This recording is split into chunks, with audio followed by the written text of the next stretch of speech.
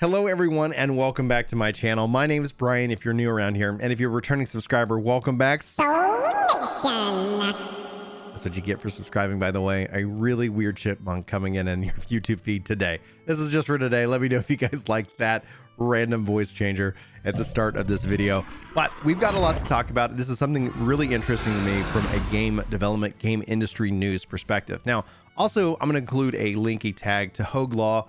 This is something that I'm sure he's going to jump all over and really kind of break down the legal details of these kind of contracts. But the TLDR is that Outriders devs have said that they don't know the sales numbers of Outriders, and they also have not been yet paid their royalties, which was actually supposed to happen this month. And that kind of breaks up the internet, like just blows up on the internet, because now we're seeing, like, just if I kind of hop over here to Twitter, speculation after speculation as to why this is happening, etc. A lot of things kind of fall into two categories: of something going on over at Square-Enix itself, or are we saying like this is kind of a fact of Game Pass? Now, I don't think this is an issue with Game Pass, but nevertheless, people are going to speculate that it is, because that Outriders did launch into Game Pass specifically, which has been reported as a great success, both by Square-Enix and its initial numbers and its initial features. So there's a lot of factors going into play, and as these great little memes kind of pop up, etc. So guys, Square-Enix is trending over on Twitter. That's what originally got my attention, and it was just interesting for me to kind of dive in to overall what people are generally saying, and that is kind of the TLDR. It sums it up into those two categories: Game Pass is at fault, or why isn't this profitable? What's happening over at Square-Enix / what's the future of Outriders look like? Now, as a fan of the game, as someone who's really enjoyed the game, I have to say, like, I hope that they can do more. Outriders felt like a really good introduction to something like a bigger franchise, but Square-Enix is the publisher. This is going to have some lasting impacts, especially if royalties aren't being paid out. Meaning, how much money did Square-Enix spend on marketing and advertising? And this ties into streamers. Like, did they hire big streamers to pay this game? Like, are marketing costs blowing up, especially in this past year with a game like Outriders in that case? Anyway, so let's dive into the article. Links will be in the description. Go give some clicks, give some love, as always when we reference articles for other sites. So long-term future of Outriders may be in doubt, as the reality on the ground is not as rosy as Square-Enix indicated near launch. When Outriders was released a few months ago, Square-Enix said that they were very happy with initial sales and its player base size. But as time has gone on, People Can Fly is now speaking up about a rather bizarre situation that is going on in the game. This is from a message on their investor website, and via IGN had reported on this as well. People Can Fly have said that they don't actually know how many copies of Outriders is sold, and that they're guessing around 2 to 3 million.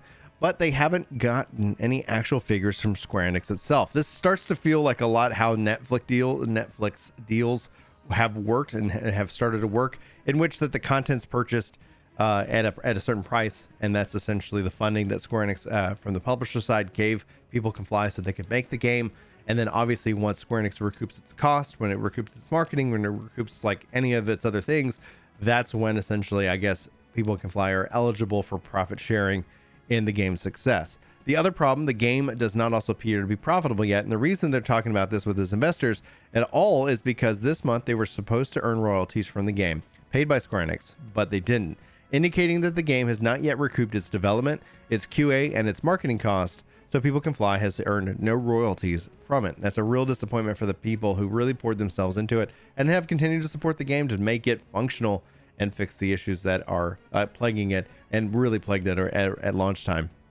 There's an undercut of frustration in the statement from People Can Fly, as they talk about how they're planning to do more projects outside of deals with larger publishers so that they can actually have more control over things like marketing or owning the IP outright. Now, we've seen things like this with Bungie in recent years, where they split off from Activision, essentially becoming independent, which has its strengths and its weaknesses. So being independent is great if you can afford it and if you can manage that risk, but it could also impact your game design because you might make less risky decisions in that regard.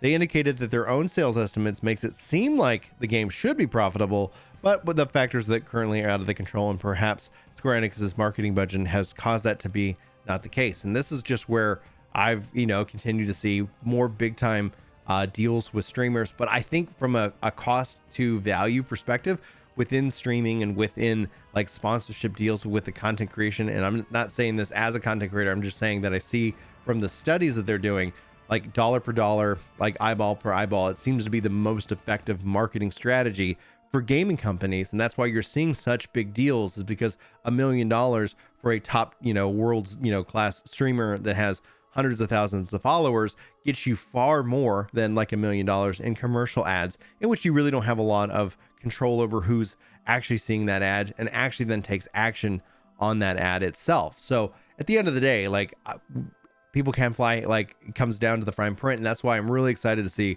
what Hoglaw sits down and kind of puts together on this. He tweeted it out earlier that he's going to be taking a look at it. And that's where I was like, what's going on with Square-Enix?